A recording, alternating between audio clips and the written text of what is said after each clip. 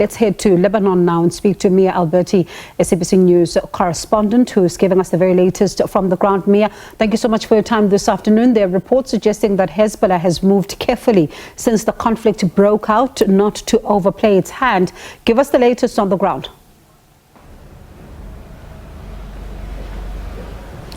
Well, just like we saw on Wednesday evening, it appears like we are seeing another false alarm from the side of the Israeli Defense Forces.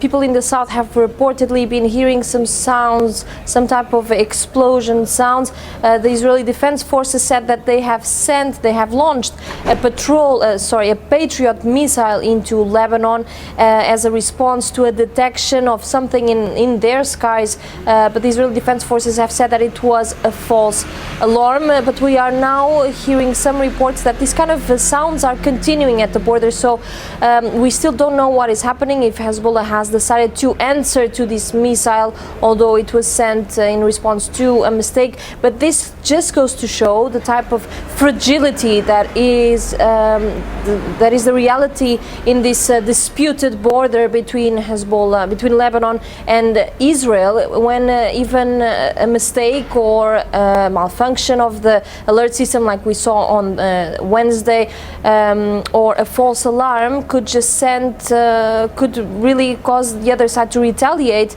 and just put the populations in a panic. So we can see that this is just a perfect example of how this fragility of the situation, as the United Nations today have described it. And I suppose then, that fragility also leads us to then see, the approach from Hezbollah as a day-to-day one, as opposed to a clear strategy that is clear for all to see.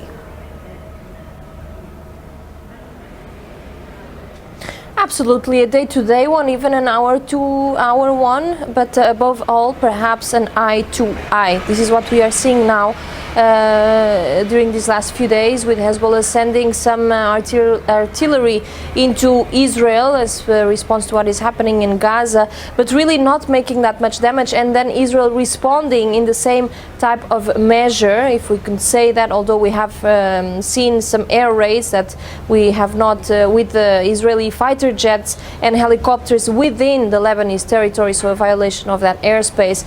But so far we know that these are two groups, two entities, let's say so, that have a huge military capacity, and they are hitting fields or abandoned houses, or even when hitting close to civilian homes, they're not really causing any casualties. And this is not an accident, this is on purpose, sending an indirect message to each other that they are not engaging or not ready to engage in real combat just yet. So what happens now? Because the caretaker Prime Minister, for example, saying that the priority is to maintain calm and stability. Are the calls likely to be heeded?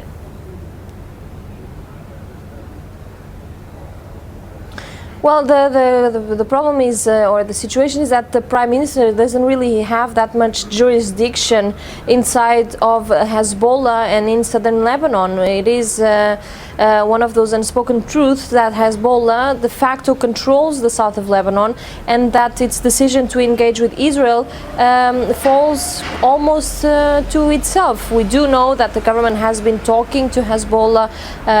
The Prime Minister that is in office at the moment, it is supported by Hezbollah as well during its candidacy and during its mandate. However, we do know that the Lebanese state will have little to no impact on this decision in Hezbollah. The biggest decision maker on what happens here in Lebanon in the last few days is actually what happens in Gaza. This is what we have been hearing from Iran, from Hezbollah, is that if something happens in Gaza, if Israel does decide to enter Gaza, then Hezbollah, then Iran is ready to attack Israel, which could come from Lebanon, from Syria, and even from Yemen. So what happens in Gaza will decide what happens in southern Lebanon. And if something does happen in Gaza and Hezbollah does not engage actively in a combat with a clear objective to kill people on the other side of the border, then we can say that that Hezbollah has decided to protect its position within Lebanon and the security of the population here, and he's not going to really engage with Israel. But that is is the question now. If something happens in Gaza, what happens here? And I suppose it is, it's anyone's guess right now as to what happens, and no one really knows. But I suppose the people are now on tenterhooks because of that very point of uncertainty. Yes, absolutely, and especially at a time where Lebanon is living one of the worst economic crises of modern times, according to the World Economic Forum. I just spoke to a Lebanese man yesterday, just interviewing some people on the street, and he told me that he was worried that this war, if Hezbollah really does enter a war with Israel, that this could push back Lebanon at least 100 years in economic terms, because the country is facing this economic crisis with 80% of people living below the poverty line. That is because a lot of the foreign investment, which is key to the Lebanese economy, has since dropped its interest here in the country. And this kind of conflict, even if it doesn't develop, even if it stays like it is now, it is already scaring investors. It just goes to show that the situation in Lebanon is unstable, and that is not the kind of message that the Lebanese government needs to send to foreign investors in order to basically kickstart their economy. So even what is happening now could have a major economic impact in Lebanon, which is what concerns Lebanese people the most at this moment.